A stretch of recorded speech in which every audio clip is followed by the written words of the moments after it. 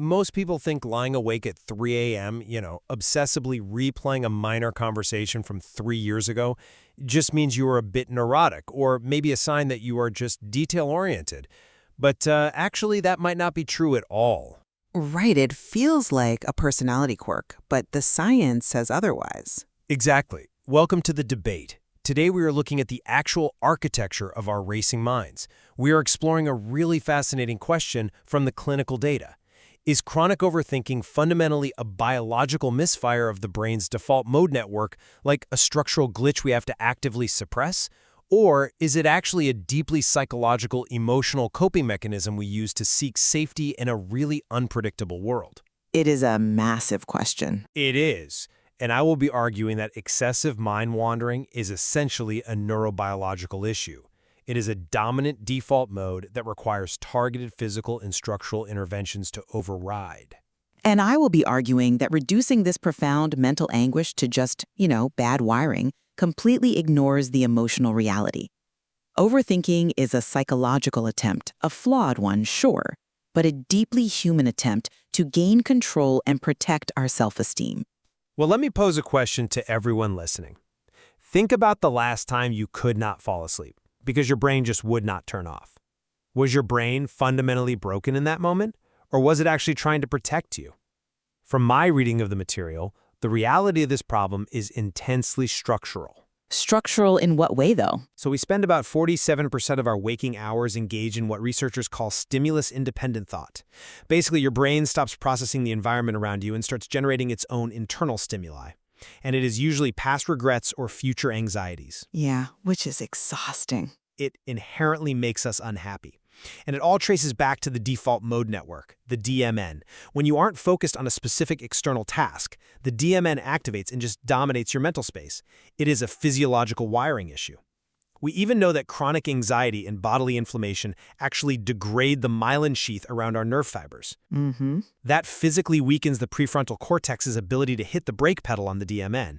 So you literally lose the physical brakes. I hear the structural argument, I do. And yes, the DMN is the hardware, but the software running on that hardware is our deep psychological vulnerability. I mean, overthinking doesn't just spontaneously generate in a vacuum. Well, the brain does naturally generate thoughts. Sure, but the intense rumination is driven by life stressors. It is a craving for certainty and this desperate need for control. I mean, think about it. When you are replaying that conversation, trying to figure out if you sounded foolish, that isn't just a random neuronal misfire. I would argue it is exactly that. But it is driven by a profound fear of rejection. It is driven by perfectionism, where every single choice feels like a life or death measure of your self-worth. People aren't just biologically glitching, they are terrified. I get the emotional weight of that, truly. But let's look at it mechanically. I see why you think that, but let me give you a different perspective. If you leave a television running in the background all day, it doesn't really matter what the plot of the movie is, right? Okay, where are you going with this? It is still going to drain the electricity and fill the room with noise. Isn't the content of our worries less important than the fact that the DMN is just left running? The neural groove is so deep, the brain physically cannot route the water anywhere else. It matters immensely because not all grooves are carved the same way. The psychology is what dictates the shape of that road. The material clearly distinguishes between helpful self-reflection, which actually builds emotional resilience, and unhelpful rumination. Right, but both happen in the brain. Yes, but if it were just water finding the lowest point, it would all be the same baseline anxiety. But look at conditions like OCD. The thoughts there are what we call ego-dystonic. They're deeply intrusive, forced upon you, and they fundamentally conflict with your core values. Like a loving parent suddenly terrified they might harm their child? Exactly.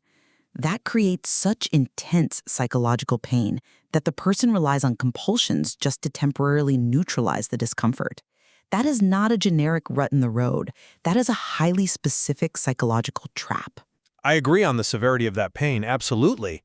But actually, intrusive thoughts are exactly why we must view this neurologically. It is the same biological mechanism, just misfiring far more aggressively. You think it is just a matter of scale? I do. The source text gives a really relatable breakdown. Normal DMN rumination is the voice saying, hey, remember when your brother cheated you out of money? Wasn't that awful? But an intrusive thought is a more forceful, aggressive misfire. It says, your brother stole from you. What are you going to do about it right now? Right. Both are generated by the exact same default mode.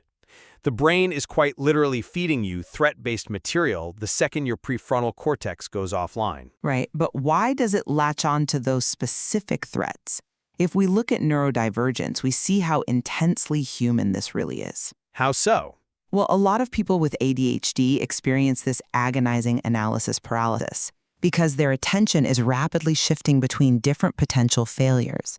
And autistic individuals often fall into these massive worry loops because of a profound intolerance of uncertainty.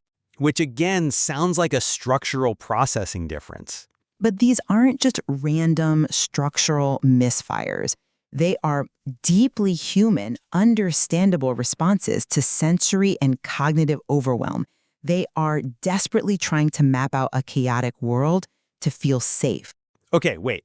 But if we follow that logic, you say it is a search for certainty, right? A survival tactic to feel safe. But the text explicitly calls this the illusion of control. Yeah, an illusion. Right, so if the control is an illusion, doesn't that inherently prove the brain is just malfunctioning? The rumination doesn't actually solve the problem or map the world. It just focuses attention on the distress. It creates a self-reinforcing loop that literally worsens depressive symptoms. But an illusion of control is still a psychological survival mechanism. It is an attempt to cope when you literally lack better strategies. A pretty terrible strategy. The fact that it is flawed, that it doesn't work, doesn't make it a mere biological malfunction. It makes it a tragically misguided defense mechanism. You're trying to outthink the danger. But if that defense mechanism is structurally trapping them, as you just admitted, then talk therapy or analyzing the fear is not going to break the loop fast enough. You can't outthink an overthinking brain. So what do? Just ignore the feelings? No, you intervene physically and bypass the psychology. We have to look at what physically changes the hardware. Take something like curcumin, magnesium, or intermittent fasting. We aren't just talking about wellness fads here. Right, those have real metabolic effects. Exactly. We are talking about actively reducing neuroinflammation, which physically thickens that myelin sheath we talked about. It strengthens the prefrontal cortex so it can actually hit the brakes. Okay, but diet isn't going to cure a core fear of abandonment. Maybe not, but even a 10-minute sensory body scan, you're electrically training the brain to shift blood flow away from the DMN. And we really cannot ignore the most revolutionary structural treatments. Over the last few years, especially now that we're in 2026, with the clinical integration of MDMA and psilocybin, we are seeing that just 1 or 2 doses completely remodels the network. The psychedelic research is incredible. I will give you that. To use our earlier metaphor, psychedelics don't just turn off the water. They act like a fresh snowfall. They completely flatten the landscape so the brain can forge brand new, less anxious pathways. You just don't get that fresh snowfall from talking about your feelings. I completely acknowledge that those biological treatments are incredibly powerful, especially when overthinking crosses that clinical threshold. You know, when it impairs your daily functioning for weeks and causes severe insomnia. Right, when it is a true medical issue. Yes, but I absolutely do not buy that a fresh snowfall is a complete fix. Because if you ignore the psychological triggers, the crippling low self-esteem, the learned patterns, the lack of coping strategies, you are only treating the symptom. But you are literally resetting the brain. You can take the psychedelics, you can temporarily flatten the landscape, but if you do not address your underlying perfectionism, the daily anxiety is just going to act like a snowplow, carving out those exact same negative pathways all over again. The mind will always find its way back to the fear. Wow. I think we reached a really fascinating crossroads here. I still maintain that targeting the neuroplasticity, physically strengthening those structural pathways to shut off the default mode network, is like a targeted fitness program for the brain. If we strengthen the right muscles, the overthinking starves. And I come at it from a different way. I believe that until we extend ourselves some genuine grace and actually understand the emotional terrors driving our desperate need for control, the mind is always going to find a new thing to worry about. What we definitely agree on is that chronic overthinking is not a moral failing. Absolutely not. Whether you view it through the lens of brain circuitry and myelin sheaths, or psychological self-esteem and coping mechanisms, it is a condition that causes very real physical and mental fatigue. Understanding both the biological how and the psychological why really does offer the most complete picture. I agree entirely. And there is so much more to explore in the science here, especially regarding tailored therapies that honor both the brain's hardware and the mind's software. So tonight, if you find yourself staring at the ceiling as your mind races, ask yourself, is your brain just stuck at a physical rut? Or is it desperately trying to tell you a story you are afraid to hear?